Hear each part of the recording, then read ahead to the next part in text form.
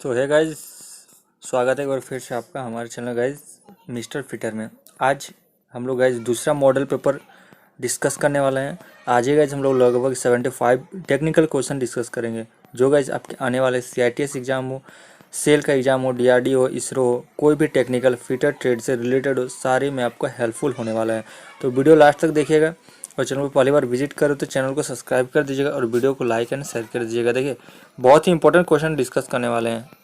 देखिए, पहला क्वेश्चन ध्यान दीजिएगा कि कौन सा मार्किंग माध्यम सूखने में अधिक समय लेता है। बहुत अच्छा क्वेश्चन है कि कौन सा मार्किंग माध्यम सूखने में सबसे अधिक समय लेता है। ये ऑप्शन चेक करते हैं: chalk powder, Prussian blue, copper sulphate या सेलुलोज तरल पदार्थ। आपको इसमें से बताना है कि कौन सा मार्किंग माध्यम सबसे ज़्यादा सूखने में समय लेता है। तो याद रखिएगा, प्रेशियन ब्लू जो है होता है ना, सबसे ज़्यादा समय यहाँ पे लेता है।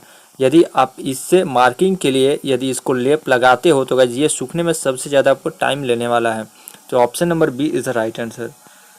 अगले क्वेश्चन की ओर बढ़ते हैं। क्वेश्चन नंबर 22 कि मुलायम सोल्डर में महत्वपूर्ण तत्व होते हैं। क्या होते हैं मुलायम सोल्डर में महत्वपूर्ण तत्व? क्या होते हैं? तो याद रखिएगा, टीन और शीशा, यानी ऑप्शन नंबर ए बिल्कुल हमारे यहाँ करेक्ट हो जाता है। अगले क्वेश्चन की ओर बढ़ते हैं। क्वेश्चन नंबर 3 क्या कि डिवाइडर के आकार को डैश से विनिर्दिष्ट किया जाता है। मतलब डिवाइडर के आकार को गाइज व्यक्त किया जाता है, किससे कहाँ से कहाँ तक इसको मतलब व्यक्त किया जाता है। ये आपसे क्वेश्चन पूछा जा रहा है। तो याद रखिए, इसका आंसर होगा पाई वोट और पॉइंट के बीच की दूरी से इसको हम लोग व्यक्त करते हैं। किसको? तो डायमीटर के आकार को। ऑप्शन नंबर सी आपको यहाँ बिल्कुल सही है।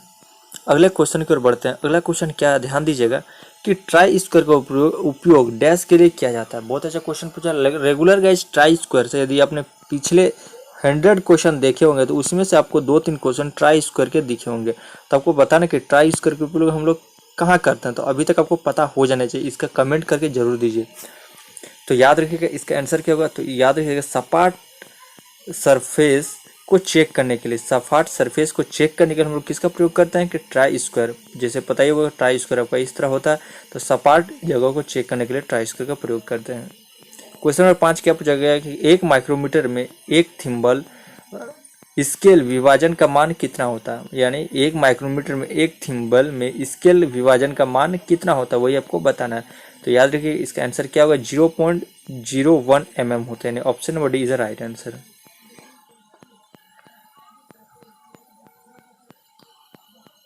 क्वेश्चन नंबर 6 क्या कर रहा देखिएगा यहाँ पे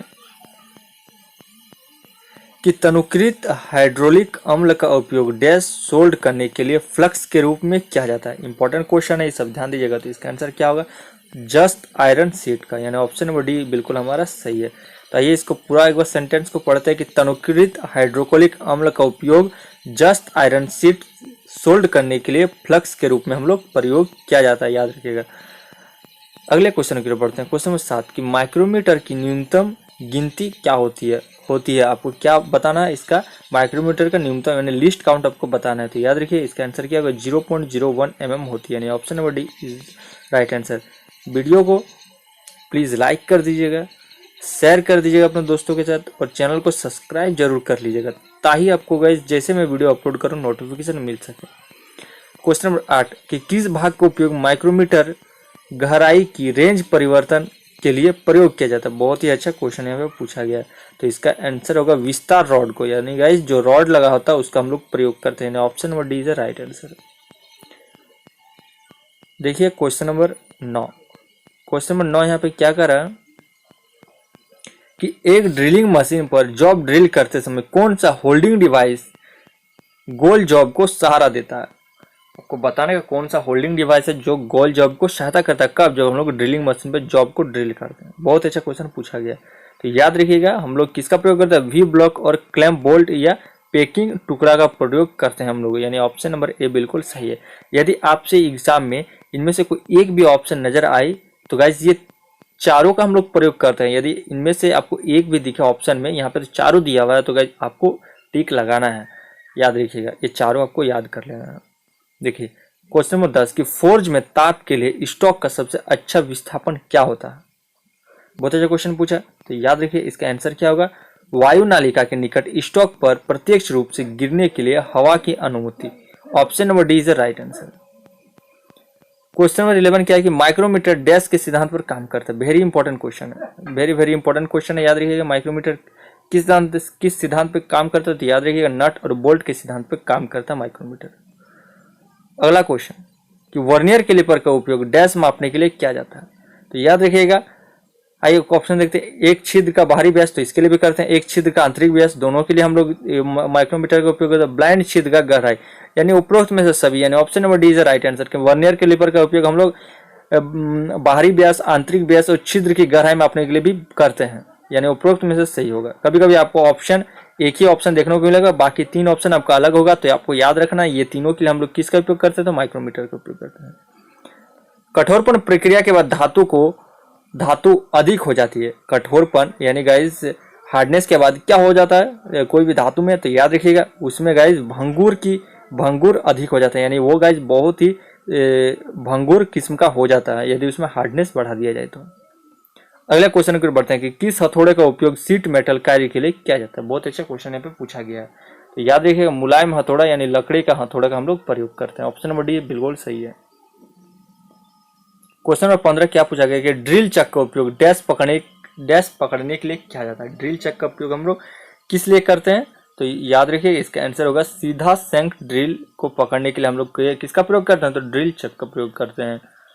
अगले क्वेश्चन की ओर बढ़ते हैं। क्वेश्चन नंबर 16 कि रिवेटिंग में प्रयोग किए जाने वाले रिवेट सेट का उद्देश्य है।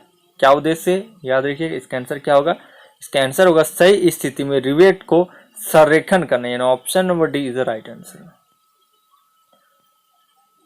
बढ़ते हैं हमारे क्वेश्चन नंबर 17 की ओर कि हथौड़े का स्ट्राइकिंग हिस्सा क्या कहलाता है, जिसमें गाइस जहां पे चोट लगता है वो हिस्सा क्या कहलाता है हथौड़े का, तो याद रखिए उसको हम लोग क्या कहते हैं, तो उसको हम लोग पिन कहते हैं दोस्तों। क्वेश्चन नंबर 18 क्या है कि अधिक सेपरेट्स का उपयोग डैश के लिए किया जाता है। बहुत अच्छा क्वेश्चन पूछा गया है, तो याद रखिएगा इसका आंसर आपका क्या होगा, इसका आंसर होगा आपका अत्यधिक धारा के लिए, ऑप्शन नंबर बी बिल्कुल हमारा सही है। अगले क्वेश्चन की ओर बढ़ते हैं। क्वेश्चन 19 की एक माइक्रोमीटर 0.3 mm ऋणात्मक दोष है जो कि 25.52 mm का रीडिंग दिखाता है, तो सही आयाम क्या होगा, ये आपका गाइस इसको आप कमेंट करके हमें इसका आंसर बता दीजिए। यदि आपको इसका नहीं आता रीडिंग लेना तो आप हमें कमेंट करके बता सकते हो, मैं आपको रीडिंग लेना बिल्कुल ही सही तरीका, बिल्कुल शॉर्ट तरीका मैं आपको बता दूंगा, इसका आप कमेंट करके आंसर जरूर दीजिए नीचे। अगले क्वेश्चन की ओर बढ़ते हैं। क्वेश्चन नंबर 20 की एक फोर्ज में कार्य या वस्तु की गर्मी का तापमान का आकलन अनुमानित डैश से किया जाता है। बहुत ही अच्छा क्वेश्चन पे पूछा गया है कि अनुमान कैसे हम लोग लगाते हैं कि कोई वस्तु तापमान का आकलन कैसे करते हैं, तो याद रखिएगा इसका आंसर क्या होगा, इसका आंसर गाइस हम लोग उसका रंग देखकर अनुमान करते हैं कि कोई वस्तु कितना गर्म है या नहीं। यदि पूरा लाल हो जाता है तो समझते हैं जो वो मेटल बहुत ही अधिक हीट होगा। अगले क्वेश्चन को पढ़ते हैं। क्वेश्चन नंबर 21 की एक ब्लाइंड छिद्र में चूड़ी काटने के लिए इस्तेमाल किए जाने वाले टेप होते हैं। कौन सा टेप होते हैं, तो याद रखिएगा वो होते हैं बॉटमिंग टेप, यानी option number C is the right answer. बढ़ते हैं क्वेश्चन नंबर 22 देखिए कि निम्नलिखित वेल्डिंग प्रक्रिया में डैश इलेक्ट्रोड खपत किए जाते हैं, यानी वेल्डिंग प्रक्रिया में कौन से इलेक्ट्रोड की खपत होती है। देखिए सबसे इंपॉर्टेंट क्वेश्चन है, ध्यान दीजिएगा, तो इसका नाम होगा arc. Option number C is the right answer. बढ़ते हैं अगले क्वेश्चन की ओर। क्वेश्चन नंबर 23 की इलेक्ट्रोड की कटिंग के लिए इस्तेमाल सामग्री क्या कहलाती है। बहुत अच्छा क्वेश्चन है, तो याद रखिए इसका आंसर क्या होगा, इसको हम लोग फ्लक्स कहते हैं। Option number C is flux is right answer. अगले क्वेश्चन की ओर बढ़ते हैं। Question number 24। क्वेश्चन नंबर 24 की जगह कि एक ड्रिफ्ट का उपयोग डैश के लिए किया जाता है। एक ड्रिफ्ट का उपयोग हम लोग किस लिए करते हैं, तो ये ध्यान रखिएगा मशीन स्पिंडल से ड्रिल को हटाने के लिए हम लोग किसका उपयोग करते हैं, तो ड्रिफ्ट का प्रयोग करते हैं। सेशन को लाइक शेयर एंड सब्सक्राइब जरूर कीजिएगा चैनल को। फटाफट क्वेश्चन करते हैं क्रैश कोर्स जैसे, बस आपको ये रिवीजन कीजिए, ये आपको काफ़ी हेल्पफुल होने वाला है आपके आने वाले टेक्निकल एग्जाम के लिए। चाहे आप ITI स्टूडेंट हो, आप सेमेस्टर एग्जाम दे रहे हो, CITS हो, या चाहे सेल वेल कोई भी टेक्निकल एग्जाम इंपॉर्टेंट क्लास में आपको करवा रहा हूँ। आवेश को डैश के द्वारा ब्लास्ट भट्टी में फीड किया जाता है। बहुत अच्छा क्वेश्चन है, तो याद रखिए इसको हम लोग थ्रॉड के द्वारा हम लोग करते हैं। अगले क्वेश्चन की ओर बढ़ते हैं। अगले क्वेश्चन क्या है कि समायोजित स्क्रू प्लेट यानी एडजस्टेबल स्क्रू प्लेट डाई का उपयोग डैश के लिए हम लोग करते हैं। बहुत अच्छा क्वेश्चन पूछा गया, तो याद रखिए इसका क्या होगा, थ्रेड के समय कटिंग ऑयल सप्लाई करने के लिए, यानी option number D is the right answer. अगले क्वेश्चन की ओर बढ़ते हैं। क्वेश्चन नंबर 27 क्या दिखेगा कि डैश का उपयोग ग्लोबलाइजिंग आयरन शीट के लिए किया जाता है, इसीलिए इसमें उसमें जंग नहीं लगता। बहुत अच्छा क्वेश्चन है, इसका बहुत इजी क्वेश्चन है। बहुत थोड़ा घुमा के क्वेश्चन पूछा गया, बट इसका आंसर तो एक ही होगा। इसका आंसर बताइए, इसका आंसर होगा जिंक का हम लोग प्रयोग करते हैं ग्लोबलाइजिंग में। आपको सीधा क्वेश्चन पूछा जा सकता है ग्लोबलाइजिंग आयरन शीट में हम लोग किसका प्रयोग करते हैं, तो जिंक का। और इसमें पूछ दिया कि जंग नहीं लगता, तो वो भी जिंक ही होगा। इन्हें थोड़ा घुमा के क्वेश्चन आपसे पूछा जाता है। अगले क्वेश्चन की ओर बढ़ते हैं। क्वेश्चन नंबर 28 की एक छिद्र के सिरे वेबलिंग करने की प्रक्रिया कहलाता है, क्या कहलाता है। बहुत अच्छा क्वेश्चन पूछा कि एक छिद्र के सिरे में वेबलिंग करने की प्रक्रिया को हम लोग क्या कहते हैं, तो याद रखिए उसको हम लोग काउंटर सिंकिंग कहते हैं। क्वेश्चन नंबर 29 क्या कि सरल सेंक ड्रिल डैश में होते हैं, सरल सेंक ड्रिल डैश में किस में होते हैं, तो याद रखिए इसका आंसर होगा आपका ड्रिल चक में। Option number D is right answer. बढ़ते हैं क्वेश्चन नंबर 30 की ओर। क्वेश्चन नंबर 30 क्या है कि कच्चे लोहे के गुण डैश से पहचानी जा सकती है। बहुत ही इंपॉर्टेंट क्वेश्चन पूछा था, तो कार्बन और मैग्नीशियम से हम लोग पहचान सकते हैं कच्चे लोहे के गुण को। क्वेश्चन नंबर 31, क्वेश्चन नंबर 31 क्या पूछ रहा है कि ड्रिल किए गए छिद्र डैश के कारण ड्रिल आकार से बड़ा हो जाता है, किस वजह से गाइज हम लोग ड्रिल यदि कोई भी जॉब को करते हैं तो उसका आकार यदि बड़ा हो जाता है, किस वजह से ऐसा होता है, तो याद रखिएगा उसका बड़े हेलिक्स, यदि हेलिक्स एंगल कोण बड़ा होगा तो गाइज छिद्र बड़ा हो सकता है। माप के अनुसार गाइज हम लोग बड़ा कर सकते हैं। बढ़ते हैं अगले क्वेश्चन करके। जेनी क्लिपर का उपयोग डैश के लिए किया जाता है, बहुत ही कॉमन क्वेश्चन है। जेनी क्लिपर का हम लोग उपयोग क्यों करते हैं, तो याद रखिएगा इसका आंसर क्या होगा, तो गोल आकार के गोल बार को केंद्र प्राप्त करने के लिए हम लोग किसका प्रयोग करते हैं, jenny calliper. Option number C is right answer. Question number 33 पूछ रहा है कि ड्रिल करते समय ड्रिल डैश के कारण अत्यधिक गर्म हो जाता है, बहुत अच्छा क्वेश्चन पूछा गया है। इसका आंसर बताइए, तो इसका आंसर क्या होगा आपका अत्यधिक कटिंग दाब। यदि हम लोग अत्यधिक कटिंग दाब देंगे ड्रिल पर तो वो बहुत ही जल्द गर्म हो जाएगा, वो भी बहुत ही ज़्यादा। अगले क्वेश्चन की ओर बढ़ते हैं। अगले क्वेश्चन पूछ रहा है कि BSW में भी अवस्था चूड़ी का कोण कितना होता है, बहुत अच्छा यहाँ पे क्वेश्चन पूछा जा रहा है, तो इसका आंसर होगा 45 डिग्री का कोण होता है। Option number D is right answer. अगले क्वेश्चन की ओर बढ़ते हैं। क्वेश्चन नंबर 35 की दो मैटिंग पार्ट्स के बीच क्लियरेंस चेक ज्ञात करने के लिए डैश गेज का हम लोग प्रयोग करते हैं, कौन सा गेज का प्रयोग करते हैं, तो याद रखिए इसका आंसर होगा आपका फीलर गेज का हम लोग प्रयोग करते हैं। Option number C is right answer. अगले क्वेश्चन की ओर बढ़ते हैं। अगला क्वेश्चन क्या है कि वर्नियर ऊंचाई गेज के समान सिद्धांत पर कार्य करता है, कौन से मशीन के सिद्धांत पर काम करता है, तो याद रखिएगा इसका आंसर आपका क्या होगा। देखिए क्वेश्चन को बस घुमा के पूछा गया, वर्नियर कैलिपर, यानी वर्नियर कैलिपर जो सिद्धांत पर काम करता है वो सिद्धांत पर वर्नियर गेज भी काम करते हैं। Option number B is right answer. अगले क्वेश्चन के पढ़ते हैं। अगले क्वेश्चन क्या है कि निम्नलिखित में से किस चूड़ी का उपयोग ट्रांसमिटिंग गति के लिए प्रयोग किया जाता है, बहुत ही अच्छा क्वेश्चन आपसे यहाँ पूछा गया, तो याद रखिएगा पारंपरिक चूड़ी का प्रयोग करते हैं। Option number B is right answer. अगले क्वेश्चन की ओर पढ़ते हैं। अगले क्वेश्चन क्या है कि मृदु एवं निम्न मिश्र धातु स्टील को वेल्ड करने के लिए इलेक्ट्रोड के कटिंग के लिए डैश का उपयोग अपचय कारण के साथ गैस सील्ड निर्धारण करने के लिए किया जाता है, तो याद रखिए इसका आंसर क्या होगा, इसका आंसर होगा सेलुलोज। याद रखिएगा सेलुलोज। आइए और एक बार पूरा सेंटेंस को पढ़ लेते हैं आंसर के साथ। तो क्या होगा, मृदु एवं निम्न मिश्र धातु स्टील को वेल्ड करने के लिए इलेक्ट्रोड की कटिंग के लिए सेलुलोज का उपयोग अपाचक कारण के साथ गैस सील्ड निर्धारित करने के लिए हम लोग किया जाता है। याद रखिएगा यानी option number D is right answer. अगले क्वेश्चन की ओर बढ़ते हैं। अगले क्वेश्चन क्या है, यहाँ पे थोड़ा दिखेगा नहीं पर मैं आपको पूरा अच्छा से पढ़ के बताता हूँ कि ग्राइंडिंग व्हील को आकार देने के लिए इसे अक्ष के साथ गाढ़ा चला जाता है को हम लोग क्या कहते हैं, बहुत ही अच्छा क्वेश्चन है ग्राइंडिंग से रिलेटेड, तो याद रखिए उसको हम लोग वेवलिंग कहते हैं, याद रखिए।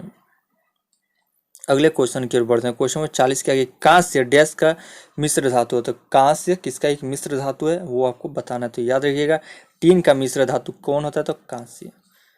देखिए क्वेश्चन नंबर 41 क्या पूछा है कि रेडियस गेज का उपयोग डैश के आकार को चेक करने के लिए किया जाता है, तो यहाँ पे ऑप्शन देखिए लंबाई है, आंतरिक व्यास है, बाहरी व्यास है, तो याद रखिए इनमें से इसका आंसर होगा इनमें से कोई नहीं। इसका उपयोग हम लोग रेडियस के लिए यदि व्यास मापने के लिए हम लोग करते हैं, किसका उपयोग, तो रेडियस गेज, जैसे आपको नाम से ही पता चल रहा, तो इसका आंसर होगा फिलहाल इनमें से कोई नहीं, ऑप्शन नंबर डी।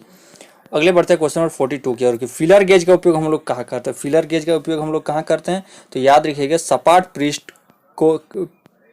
पृष्ठ में गैप चेक करने के लिए हम लोग प्रयोग करते हैं, किसका, तो फिलर गेज का। अगले क्वेश्चन की ओर बढ़ते हैं। क्वेश्चन नंबर 43 की स्क्रू पिच गेज का उपयोग डैश के लगभग रेंज पर स्क्रू का पिच चेक करने के लिए क्या जाता है? तो याद रखिए, इसका काफ़ी इंपॉर्टेंट क्वेश्चन है। तो याद रखिएगा 0.3 mm से लेकर 5 mm के लगभग रेंज के स्क्रू को माप करने के लिए हम लोग किसका उपयोग करते थे? स्क्रू पिच गेज का हम लोग यूज करते हैं।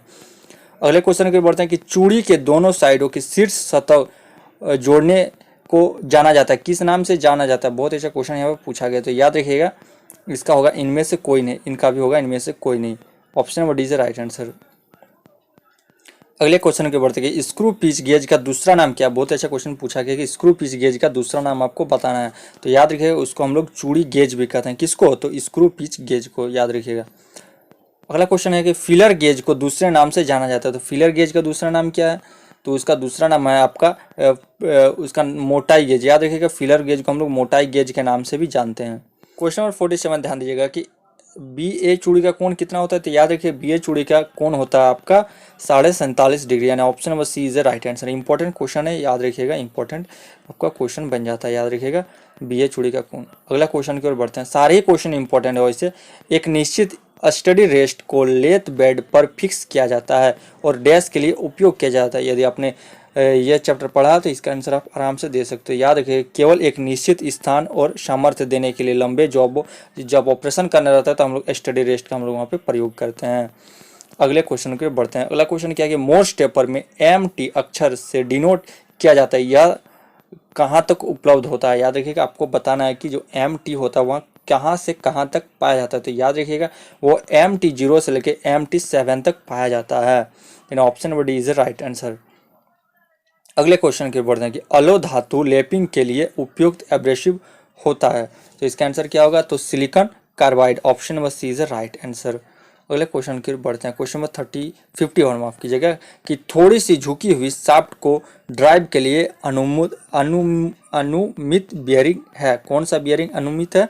तो याद रखिएगा, इसका आंसर आपका होगा स्पाइरल बियरिंग का हम लोग यूज करते हैं। Option number C is the right answer.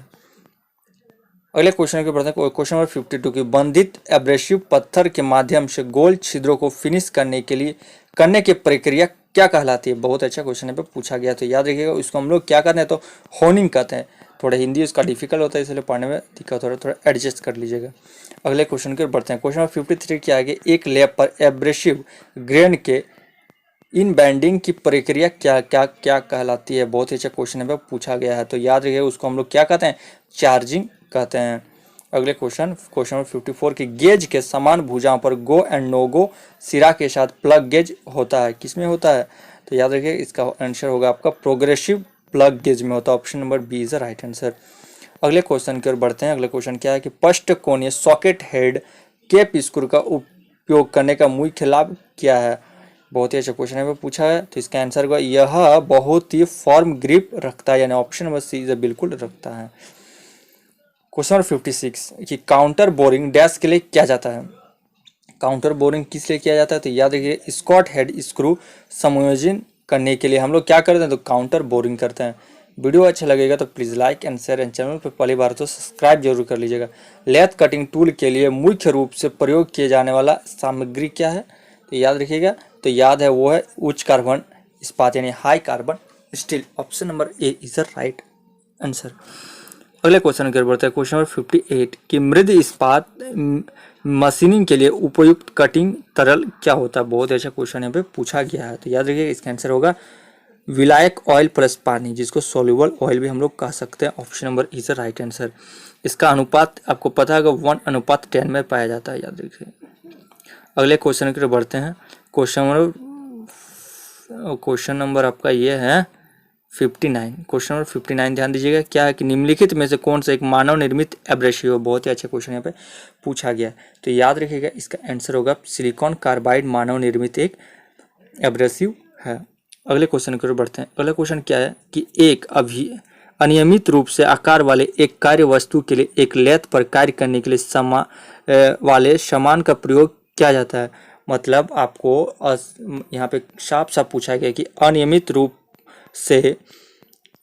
रूप के आकार के जॉब को पकड़ने के लिए हम लोग किसका प्रयोग करते हैं? तो याद रखिएगा, इसका आंसर आप बताइए। तो इसका आंसर आपका होगा फेस प्लेट का हम लोग प्रयोग करते हैं। Option number D is the right answer.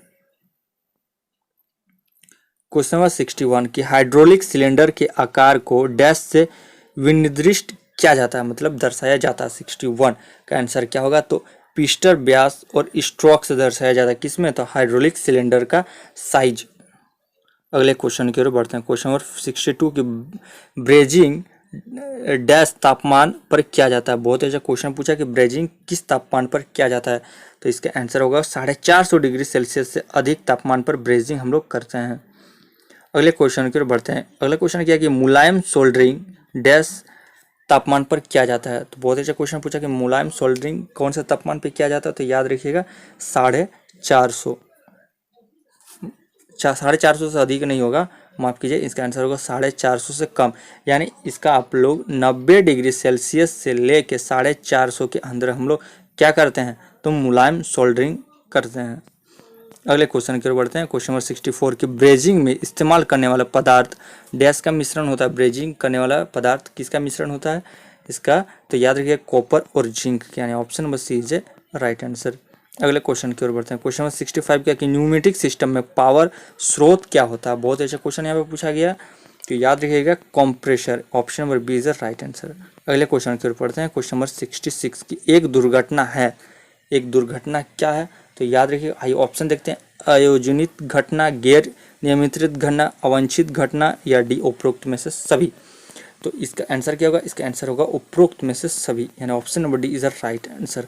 अगले क्वेश्चन की ओर बढ़ते हैं। अगला क्वेश्चन क्या है कि केस हार्डनिंग डैश के सतह पर कठोर चर्म निर्मित करने का एक विधि है। तो इसका आंसर क्या होगा, इसका आंसर होगा निम्न कार्बन स्टील पार्ट्स का, option number C is the right answer. अगले क्वेश्चन की ओर बढ़ते हैं। अगला क्वेश्चन क्या है कि साइनाइडिंग और नाइट्राइडिंग डैश की दो विधि है। बहुत अच्छा क्वेश्चन पे पूछा गया, तो याद रखिए ये केस हार्डनिंग का दो विधि है, क्या, तो साइनाइड्रिंग और नाइट्राइडिंग। अगले क्वेश्चन की ओर बढ़ते हैं कि अगला क्वेश्चन क्या है कि माध्यम सोल्डर में होता है, क्या होता है, और यही आपको बताना है। तो याद रखिए 50% शीशा और 50% टिन होता है माध्यम सोल्डर में। अगले क्वेश्चन की ओर बढ़ते हैं कि मुलायम सोल्डर का गलनांक तापमान का रेंज कितना होता है। मैंने अभी आपको बताया, तो इसका आंसर होगा, इसमें होगा गाइज इनमें से कोई नहीं, क्योंकि मैंने अभी थोड़ा ही देर बताया कि इसका रेंज होता है 90 डिग्री सेल्सियस से लेकर 450 डिग्री सेल्सियस तक। तो यानी इस ऑप्शन को देखिए गाइज, तो इसका आंसर होगा इनमें से कोई नहीं, option number D is right answer. अगले क्वेश्चन की ओर बढ़ते हैं। ताप और विद्युत का सबसे अच्छा चालक क्या, बहुत अच्छा क्वेश्चन पूछा गया है, तो याद रखिएगा तांबा, option number B is right answer. अगले क्वेश्चन की ओर बढ़ते हैं। क्वेश्चन नंबर 72 पिन का मानक टेपर क्या है। पिन का मानक टेपर क्या है, तो याद रखिएगा 1:20, option number is right answer. अगले क्वेश्चन की ओर बढ़ते हैं। क्वेश्चन नंबर 73 वी वेल्ड के लिए अंतर्निहित कोण प्राय डैश में होता है। बहुत ही अच्छा क्वेश्चन है पे पूछा गया है, तो याद रखिएगा कितना होता है, 30 से 40 degree, option number C is right answer. अगले क्वेश्चन की ओर बढ़ते हैं कि प्राय गियर के आकार को डैश से निर्दिष्ट किया जाता है। गियर के आकार को हम लोग किससे निर्दिष्ट करते हैं, तो याद रखिएगा PCD से, option number D is right answer. Last question की ओर बढ़ते हैं। समान दिशा में रोटेटिंग अथवा समांतर में शाफ्ट के लिए प्रयुक्त बेल्ट ड्राइव होता है, क्या होता है, तो याद रखिएगा खुला, option number is right answer.